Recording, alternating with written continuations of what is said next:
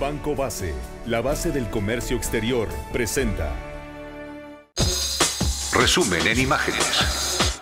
La reforma educativa es el primer paso para avanzar hacia un proceso de enseñanza incluyente y de calidad que refrenda su carácter público, laico y gratuito, asegura el presidente Enrique Peña Nieto luego de firmar la promulgación de esta modificación a los artículos 3º y 73 constitucional. Vamos a escuchar al primer mandatario. La reforma contiene reglas claras para que el mérito profesional sea la única forma de ingresar, permanecer y ascender como maestro, director o supervisor. Este es un cambio de fondo para quienes forman parte del servicio educativo. Su trayectoria no estará sujeta a criterios discrecionales, lo que le dará certidumbre y garantía. Desde el Palacio Nacional envío mi más sincero agradecimiento y reconocimiento a todos los maestros de México. Ahí están las palabras del primer mandatario. El presidente aseguró también que la evaluación de conocimientos a los maestros no pretende exhibir a nadie, sino mostrar sus fortalezas y apoyar sus necesidades para revalorar su labor. Mientras, el secretario de Educación, Emilio Choyfet, subrayó que son falsas y de mala fe las acusaciones de quienes se oponen a esta reforma que da certidumbre a maestros, alumnos y padres de familia.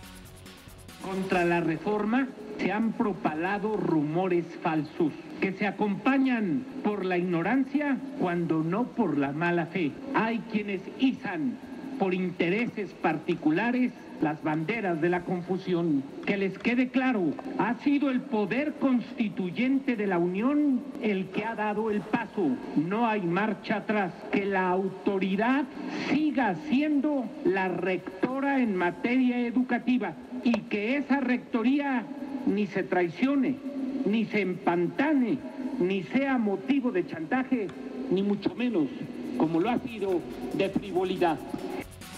Ahí están las palabras del secretario de Educación. Bueno, pues el mensaje parece más que directo.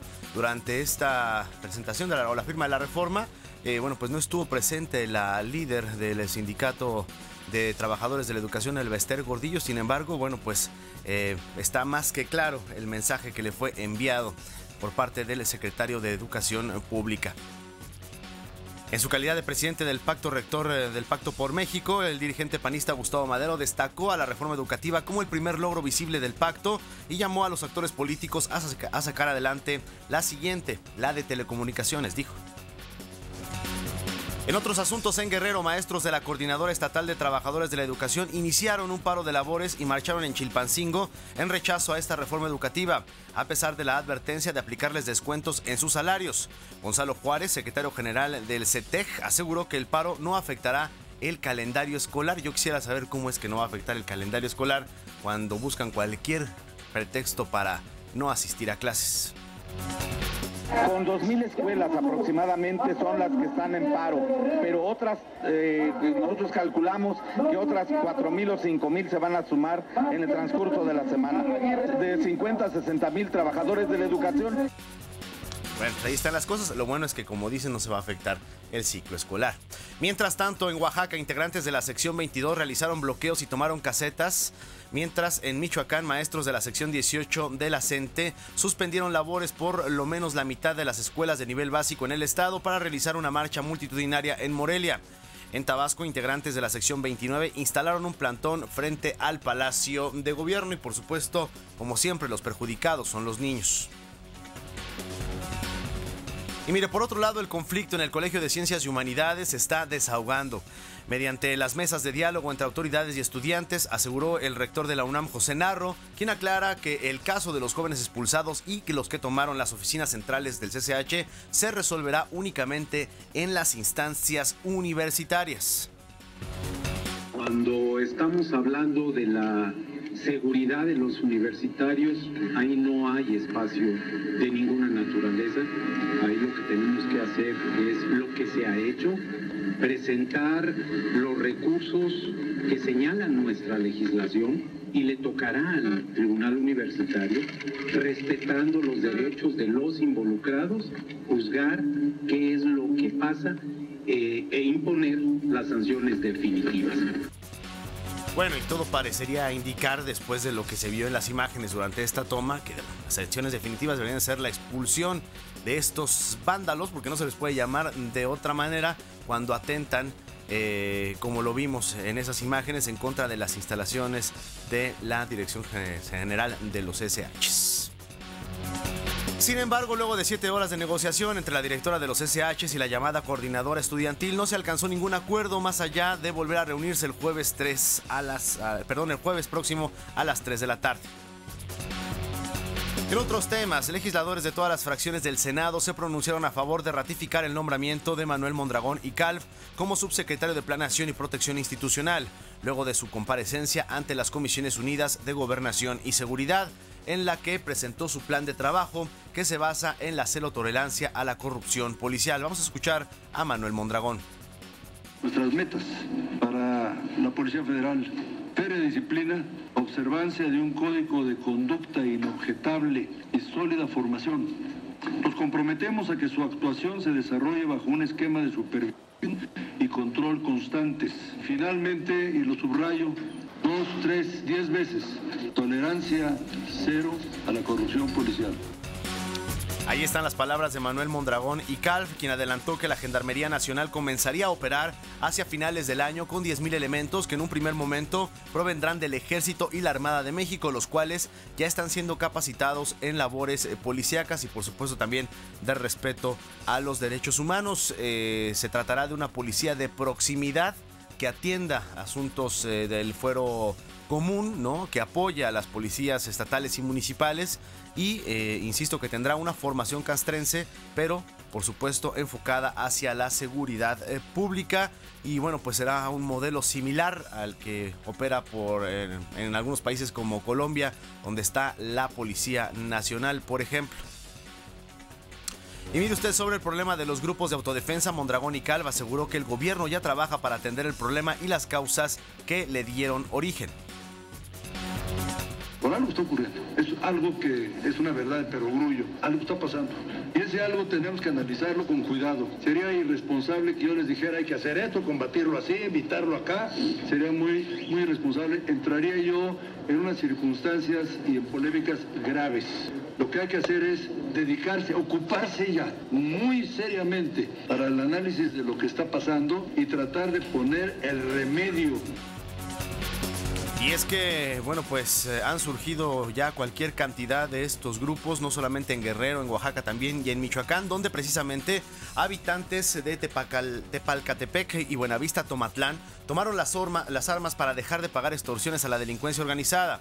Jóvenes, adultos y hasta personas de la tercera edad se agruparon en lo que llaman Movimiento por la Libertad, la Paz y el Trabajo, armados con rifles de asalto y escopetas. Vamos a escuchar al comandante de este Movimiento por la Libertad. Nace para quitarnos la presión que nos tenían estas personas. Nos tenían sometidos a lo que ellos decían nada más. Y cansados de eso fue que organizamos este movimiento y vamos a seguir adelante. Somos un grupito de 7 o 8 personas que empezamos con este movimiento a escondidas de ellos. Y empezamos a trabajar, duramos sobre 6 o 7 meses. Y hasta ayer logramos el fin que teníamos nosotros. Estamos haciendo el trabajo, pero ellos sí están apoyando también si se necesita. El Ejército Mexicano, la Federal, no nos ha molestado para nada. Mientras tanto, la Procuraduría de Guerrero investiga amenazas de muerte contra el empresario belga Jan Sarens, asesinado en Acapulco el pasado fin de semana, derivado de un fraude del que fue objeto la empresa que dirigía por parte de un ex socio mexicano. Mientras, cientos de elementos del Ejército, la Armada, la Policía Federal y Estatal mantienen fuerte presencia en la zona diamante del puerto de Acapulco por el Abierto Mexicano de Tenis, que ha generado una gran afluencia de visitantes. La estrategia de seguridad en la comarca lagunera está dando resultados, asegura el gobernador de Coahuila, Rubén Moreira. En Gómez Palacio, Durango, policías federales capturaron a 4 sujetos presuntamente involucrados en los ataques y asesinatos contra agentes ministeriales y de tránsito en esa localidad y en la vecina Torreón. Por otro lado, la Policía Federal y el Ejército detuvieron a 7 personas como presuntos responsables del saqueo e incendio de comercios de la familia de la alcaldesa de Gómez Palacio, Rocío Rebollo. El Consejo Coordinador Empresarial considera alentadora y acertada la decisión del gobierno de hacer un mayor esfuerzo en materia de prevención del delito, pero urge acelerar el paso frente a los pendientes, políticas y acciones para combatir el actual problema de inseguridad. El organismo que preside Gerardo Gutiérrez Candiani considera preocupante el surgimiento de los grupos de autodefensa que pueden ser caldo de cultivo de más violencia y transgresiones a los derechos humanos.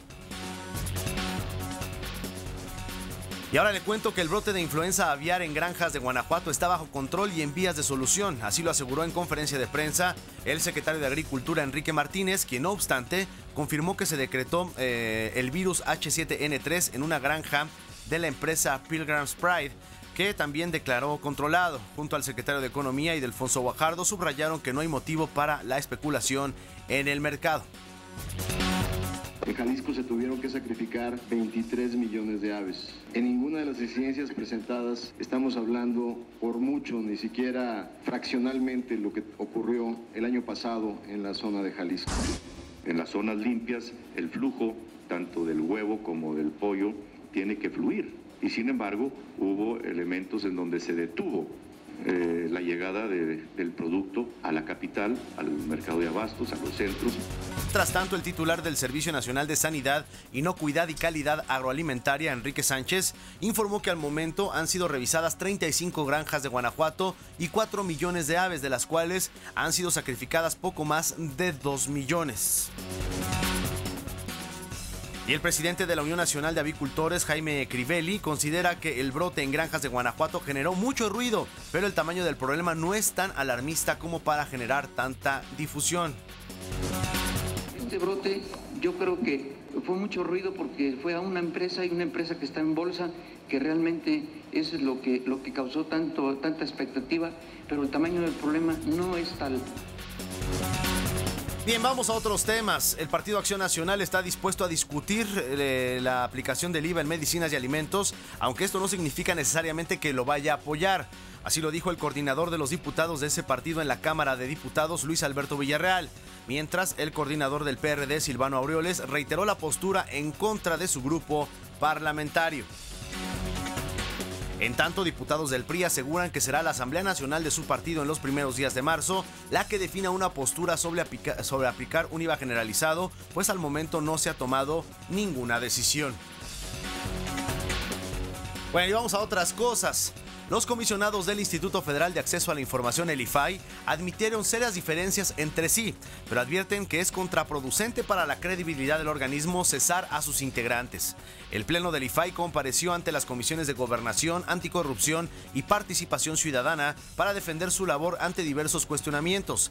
Gerardo Laveaga, comisionado presidente, y su compañero Ángel José Trinidad hablaron de su conflicto personal. Y bueno, pues es que entre todos los comisionados hay conflictos personales, se echan la bolita los unos con los otros, se acusan de cualquier cantidad de cosas, y esto obviamente quedó evidenciado el día de ayer ante esta comparecencia. Vamos a escuchar precisamente a Gerardo Laveaga y a Ángel José Trinidad.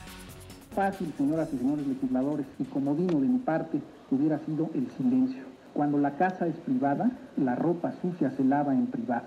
Pero el IFAI es una casa pública, es propiedad de la sociedad, es propiedad de los mexicanos, no de los comisionados. Me eligieron presidente en un momento difícil. Los comisionados que hoy forman parte del instituto poseemos personalidades muy fuertes y enfoques distintos de la realidad. Bueno, ahí están las cosas. Usted recordará que Ángel José Trinidad, un día después de que Gerardo Laveaga tomara posesión, o más bien el día que tomó posesión como comisionado presidente del IFAI, bueno, pues lo acusó de flojo, ¿no? De tener ahí cualquier cantidad de trabajos atrasados, de no tener la experiencia en materia de acceso a la información, en fin. La verdad es que está complicada la situación en el Instituto Federal de Acceso a la Información, el IFAI, y el día de ayer, bueno, pues quedó muchísimo más que evidente. La Procuraduría Capitalina está en la espera de la denuncia que anunció el PAN en contra del jefe delegacional en Coyoacán, Mauricio Toledo, por el supuesto pago que exigió a una inmobiliaria para continuar las obras, a pesar de que la propia empresa desmintió lo difundido en un medio de circulación nacional. El procurador Adolfo Ríos dijo que al momento no se ha presentado tal denuncia por los supuestos afectados ni por el PAN capitalino. Vamos a que se presente la denuncia, a ver en qué calidad se presenta, si es algún tipo de imputación directa, si es algún tipo denuncia de hechos, ya que tengamos el documento en donde ellos vayan a revisar si la presentan en alguna atención territorial o directamente en la Fiscalía de Servidores Públicos, y le daremos, por supuesto, el curso a la misma. Bien, ahí está la voz del procurador Rodolfo Ríos aclarando esta situación. Y ahora le cuento que se desató un incendio en el Cerro del Fraile, en Nuevo León. El siniestro inició a la altura del municipio de García y se ha propagado rápidamente hasta llegar al ayuntamiento de El Carmen, debido a los fuertes vientos. Se ha utilizado un helicóptero para tratar de sofocar las llamas debido a que se trata de una zona de difícil acceso. Las labores fueron suspendidas por la noche y se reactivarán en las primeras horas de este martes. Se estima que se han visto afectadas cerca de 10 hectáreas de matorral bajo, y es que se combinan las altas temperaturas con los fuertes vientos, que son pues el caldo de cultivo para que se formen estos incendios. Y mire, esta tarde se rendirá un homenaje de cuerpo presente en el Palacio de las Bellas Artes a la primera actriz Carmen Montejo, quien falleció el día de ayer en su casa de la Ciudad de México a los 87 años. María Teresa Sánchez González, su verdadero nombre, nació en Pinar del Río, en Cuba, en 1925, y desde muy joven comenzó a trabajar en radionovelas en la isla, donde se le conocía como la Shirley Temple de Cuba. Llegó a México en 1942, debutando en la radio en el melodrama El Diario de Susana Galván. Carmen Montejo fue una de las estrellas de la llamada época de oro del cine mexicano, y su muerte ocurre a menos de una semana del fallecimiento de otro grande de este tiempo, Joaquín Cordero. Hay que destacar que Carmen Montejo, una vez que llegó a Cuba, bueno, pues se instaló en Mérida, de donde adoptó precisamente el apellido de Montejo por este Paseo Montejo de la ciudad de Mérida, en Yucatán. El Papa Benedicto XVI seguirá llamándose Su Santidad y tendrá el título de Papa Emérito o Pontífice Romano Emérito. Esto luego de que se haga efectiva su renuncia el próximo jueves. Así lo informó el portavoz del Vaticano, Federico Lombardi. Una vez que deje de ser Papa, Benedicto XVI vestirá sotana blanca sencilla y seguirá usando los zapatos que le regalaron los mexicanos durante su visita a México del pasado año, que son tan cómodos y que tanto le gustan, precisó Lombardi. El portavoz vaticano agregó que los cardenales serán convocados el 1 de marzo, ya en periodo de sede vacante, para que asistan a las congregaciones previas al cónclave. Lo más probable es que sea la primera de ellas la que se celebra a partir del día 4. Mientras, el cardenal estadounidense Roger Mahony, quien ya se encuentra en el Vaticano, refrendó su intención de participar en el cónclave, de donde saldrá el sucesor de Benedicto XVI, pese a los pedidos en la arquidiócesis de Los Ángeles para que se desistiera de hacerlo. Ante la persecución, solo resta amar a sus enemigos, escribió el cardenal en su cuenta de Twitter. Mahony encabezó varias décadas la mayor congregación de católicos en Estados Unidos, en particular cuando se dieron las acusaciones más graves contra sacerdotes por abusos sexuales en contra de menores. El pasado fin de semana, organizaciones católicas entregaron en la residencia del religioso 10,000 cartas firmadas para pedir que se abstuviera de asistir al Vaticano y de votar en la elección del nuevo Papa. Y ahora le cuento que en solo 4 años se desplomó 10 puntos porcentuales la proporción de mexicanos con deseos de emigrar de manera permanente a Estados Unidos en caso de tener una oportunidad. De acuerdo con un estudio de la firma Gallup, mientras en 2007 un 21% de mexicanos mostró interés de vivir en la Unión Americana, este año esa proporción cayó en un 11% de la población, un porcentaje similar al de los estadounidenses que desean salir de su país.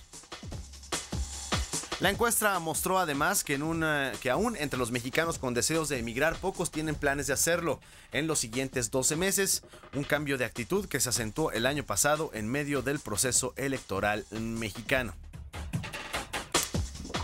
Y mire, representantes de empresas de tecnología y organismos civiles convocan a una marcha virtual para presionar a los legisladores estadounidenses a que aprueben una reforma migratoria que apoye la creación de empleos. La llamada Marcha por la Innovación busca que líderes y simpatizantes de sectores de la tecnología envíen mensajes por las redes sociales en apoyo a un marco legal que abra las puertas a los emprendedores que inicien negocios en Estados Unidos. Y en la ciudad de Oakland, California, bueno, pues se otorgarán identificaciones a todas las personas que demuestren que viven en ese condado, incluidos los indocumentados.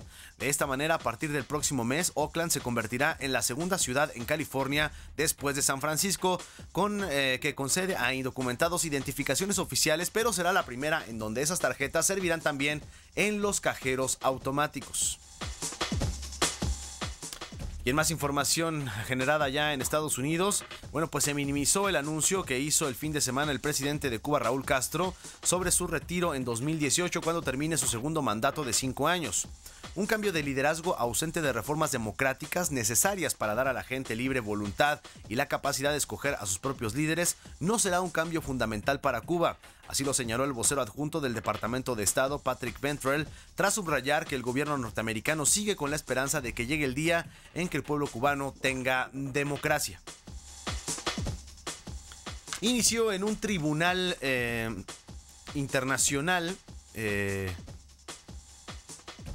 federal de Nueva Orleans el juicio civil en contra de British Petroleum y otras compañías por el peor desastre ecológico en la historia de Estados Unidos, que dejó 11 muertos. El juicio debe identificar las causas de la explosión de la plataforma petrolera Deepwater Horizon en abril de 2010, que afectó la costa de 5 estados y arruinó durante largo tiempo la vida de pescadores y hoteleros, para así asignar porcentajes de culpa a las empresas y determinar cuánto debe pagar cada una por su responsabilidad en la catástrofe ambiental. Y mire, una nueva tormenta invernal afecta a varios estados del centro de la Unión Americana, en una franja que abarca desde el noroeste de Texas hasta Illinois, lo que obligó a la cancelación de cientos de vuelos y al cierre de carreteras. La nieve y las ráfagas de viento de hasta 100 km por hora provocaron condiciones nulas de visibilidad en la región.